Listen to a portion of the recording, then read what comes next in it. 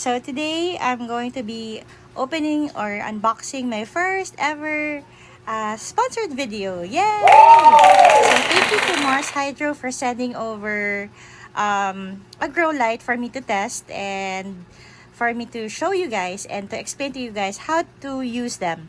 So super excited kasi this one arrived actually a couple of days ago. Over 5 days ago. And hindi lang siya sa akin pinahawakan muna kasi takot-takot muna. But it's here. It's finally here. And let's disinfect first. So before I open, let me show you how I disinfect my boxes. Ayan. Please don't forget to wear mask because masakit sa ilong. So let's open what's inside the box. So first thing I got is of course ito. Yuck. This was shipped by through FedEx. So super bilis. I think I got this in less than 2 weeks. Mga around a week plus lang siya. And ano ba tong laman na to? Waste. So this one is yung shipping ko. Ang binayaran ko lang is yung shipping 576 pesos. But everything else is 000.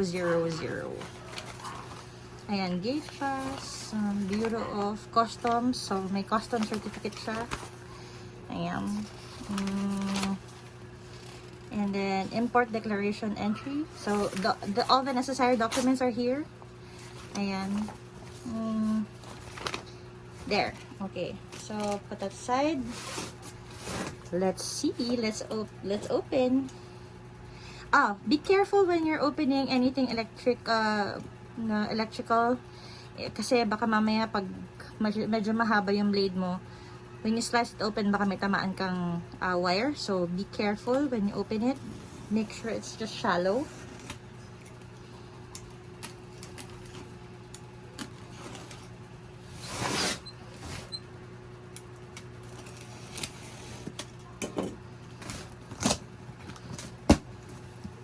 Yay! Exciting! Okie dokie. Let's see. This one I think is the sticker. Yeah! Okay. Alright. So here we go. This is the Mars Hydro TS1000. So let's start. So when I first got it, first impression, medyo it has a good sturdy weight. So, hindi siya magaan. Hindi rin naman siya sobrang bigat. But it feels sturdy. The box is makapal. So, you can be sure that the item will be safe during shipping. So, first thing you see is the diodes, no? You can see how much LED diodes there are. Ayan. Let's count later how many. All I know is that this one is a full spectrum grow light. So when you tip it over, there you go. You can see that there's a driver, and then there's 2 channels.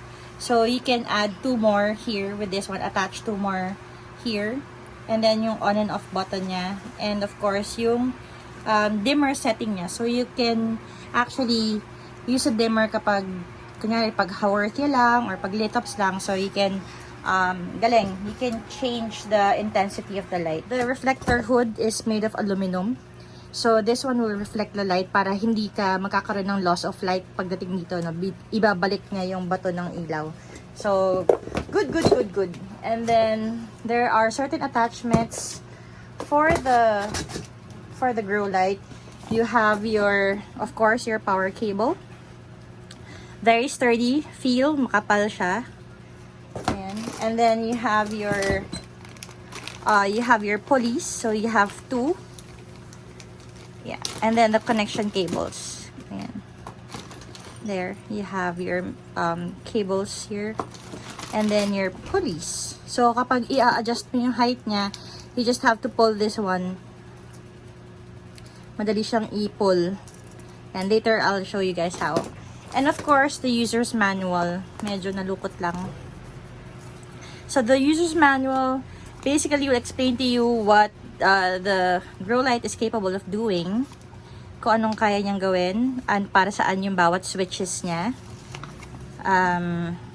Grow tips, of course. Ayan. What else? This is nice. It also explains to you ano yung different hanging distance and yung recommended distance for seeding, vegetation, germination, flowering. Ayan. Galing. You have to check that. And then, of course, they have warranty. Ayan. So, here's what you'll get when you get the Mars Hydro TS1000. You'll get the grow light. You'll get the power cord, the cables, a connection cable, and then one set of pulleys, and of course the user's manual. So there. Ayan. So saan ko siya ilalagay? For now, since we're just trying it out, I was thinking of putting it here sa aking green box dahil si Mars Hydro Grow Light TS1000 is actually good for a 3x3 feet na area. But of course, ang pinaka optimal niya is yung first 1 foot niya, no. So nandoon naka-concentrate lahat 'yon. And this one is around siguro mga 6x2 to eh. So kalahati nito, yan, from that one to point to that point. Yun yung magiging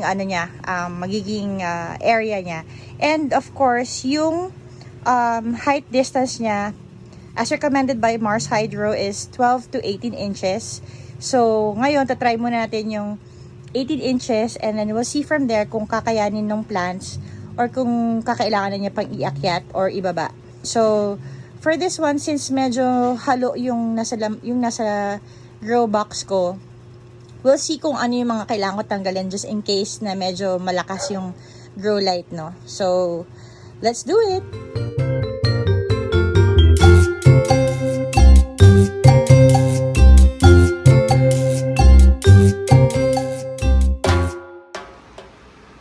So let's start with the terminologies.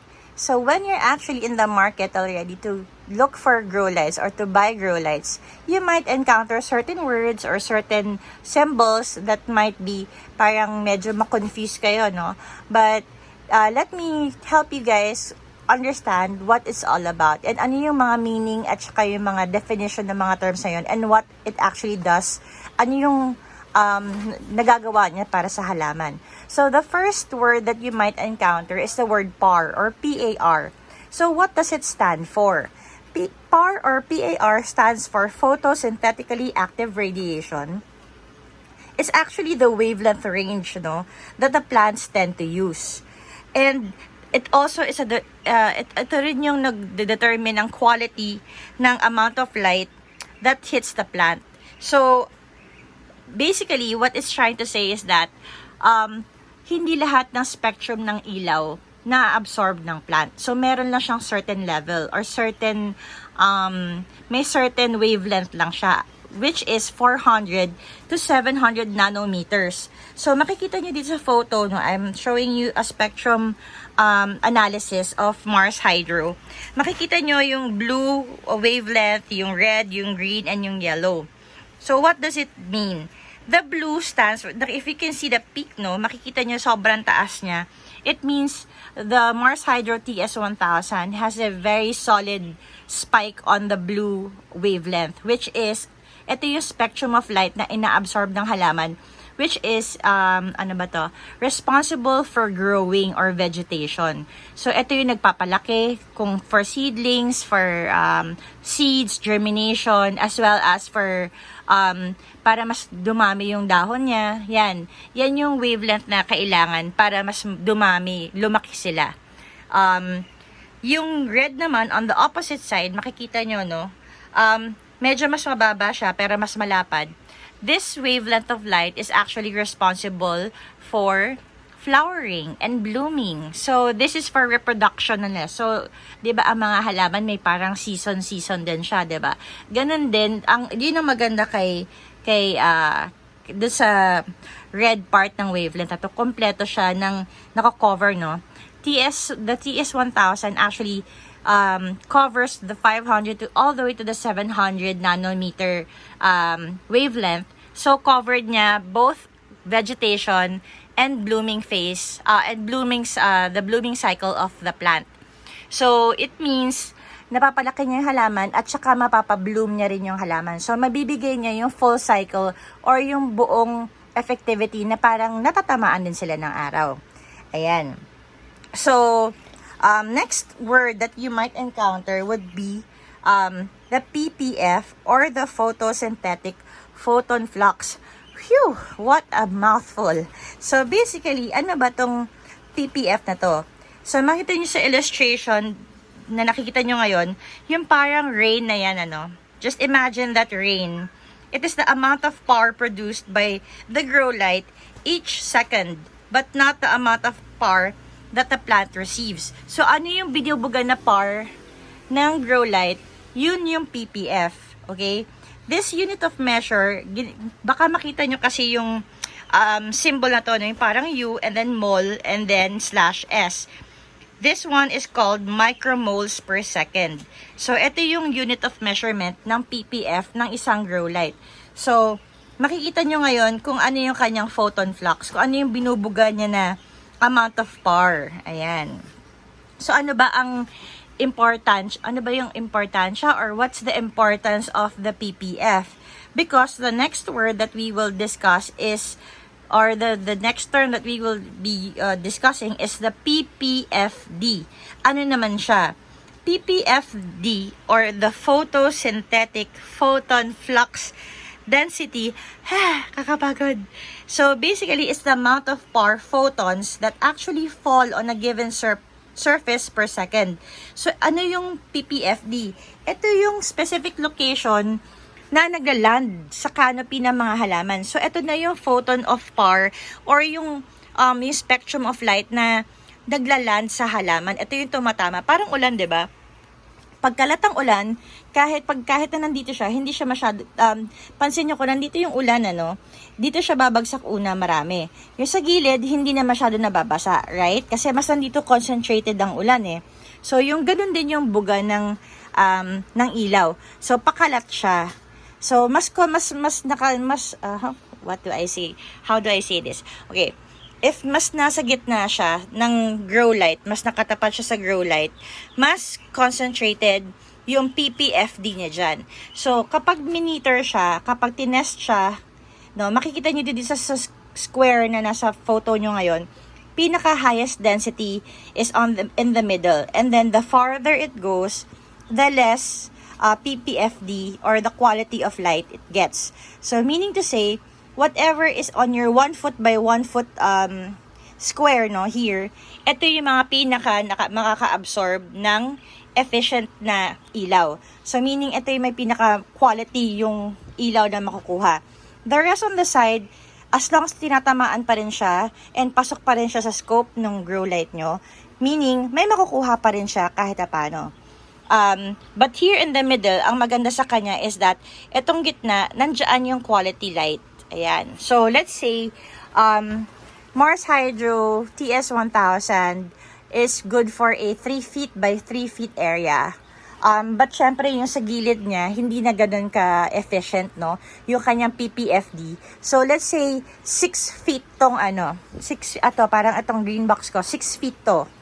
So, basically, what I'm trying to say is that I should add one more here, another one here, para makover niya lahat ng halaman. Because if I only use this one, ang nakukuha niya lang or mabibigyan niya lang ng quality PPFD or yung photon flux density natin would be this area. This one here, all the way to this one here. Everything here on the side will get a little bit but not a lot. So, hindi siya makakatodo. But, why is it okay for me to have just one here? Mainly because this one, if you can see, tinatamaan ako ng afternoon sun here. So, since nandiyan ang afternoon sun sa aking right side, hindi niya masyado kailangan kasi nako-compensate siya ng totoong araw. But yun nga, tuwing tag-ulan, medyo hirap ako kasi wala talaga minsan araw. Yun, nag-green silang lahat. But since at least now I have the Mars Hydro TS1000, masusupplement ko na ngayon yung mga days na wala akong araw. So, kaya ko na ngayon mag-maintain ng colors. Like this one, ano. Si Madiba ko, actually, nag-pale siya because of the rainy season. Although itong si Curly Madiba ko naman, humahabol siya. Kasi yun nga, tinatamaan siya ng afternoon sun ngayon. So, very happy siya. Ayan. So, this is what it looks like kapag nakalagay. Ang maganda sa kanya, hindi rin siya mainit. So, I've been touching the hood for quite a while now. Even the driver. It has some heat to it, but hindi siya yung parang nakakapaso. Ayan. Hindi siya nakakapaso. There. And another good thing about Mars Hydro TS1000W is that nasa 148 watts lang siya. Wow. Did you know that a regular electric fan is actually using 100 watts? So, nasa ganong range lang siya. Kasi number 2 na concern natin, nako, Miss Dots, okay nga yung price point natin kay Mars Hydro kasi hindi siya on the expensive side, ano. So, yun nga, nakamura ka nga sa grow light mo, pero ang mahal naman ng kuryente, 'di ba? So, anyways, here's 4 simple steps on how to compute for your grow light bill. Step number 1, you have to compute for the wattage per day. So, with Mars Hydro TS1000, ang konsumo niya is 148 watts, no? Yung buong system niya. So, to compute for the watt hours, all you have to do is multiply 148 times how many hours mo siya gagamitin. Let's say it's 10 hours. So, magiging total watt hours mo is 1,480. Okay. The next step will be, step number 2, you have to convert the watts to kilowatt hour. Kasi yun yung binabasa sa kontador natin. Kilowatt hours, di ba? So, the formula for that is watt hours divided by 1,000. So, magiging 1,480 divided by 1,000. So, that's equals to 1.48 kilowatt hours. So, now, step 3, you have to compute for your monthly kilowatt hour consumption. So, that is kilowatt hour times 30 days. Kasi 30 days is 1 month, right? So, 1.48 times 30 days equals 44.4 kilowatt hours per month. So, now, you have to convert those kilowatt hours to your Meralco bill rate. Currently, sa Meralco website, ang rate natin per kilowatt hour is at 8.9951. So now, to get our monthly additional grow light, to get our grow light bill for the month, na 10 hours ang ginamit, so 44.4 times 8.9951, and that is equals to 399.38 pesos per month. So that is given kung 10 hours mo siyang gagamitin kada araw. If less than that, like ako, I only open it from 5 o'clock to 10 p.m., then it's just 5 hours. So, from 400, it will be cut down to 200. So, let's say, dalawa ang grow light ko na gagamitin dito, then it's 400 per month. Na for me, napakasulit na kasi sa 148 watts na consumption niya, ang binibitawan niya na wattage is 1,000 watts. Kaya nga siya naging TS1000. So, for me, ang laking benepisyo na nun. So, and ang laking sulit na siya. Lalo na doon sa mga succulent hobbyists natin na wala talagang araw. Hirap sila kasi halos lahat ng halaman nila nag-etiolate and they can't get the sun that they need. So, again, it's just a quick, it's a quick reminder that there are options out there. And if you do wish to use a grow light for your place, I hope you can consider getting the Mars Hydro TS1000W. And please don't forget to use my discount code DorothyTSCP to get an additional discount. So again, thank you to Mars Hydro for sending this over. I will do a weekly report on the condition of the plants, kung ano yung magiging changes niya. But for now, I hope you enjoy me making my video collage of the plants ng before photos sila. Okie dokie. See you soon. Bye. I get so caught up in the middle, thinking of drowning in those blue eyes. I'm losing sight 'cause I am falling. I'm so deep down, deep down. And it's not a lie that I die. I can't hide what this is. Yeah, I keep drowning in those blue eyes, and you can tell me all of your lies. I will put out all of the fire if it gets too dark. I'll be your light. Be your light.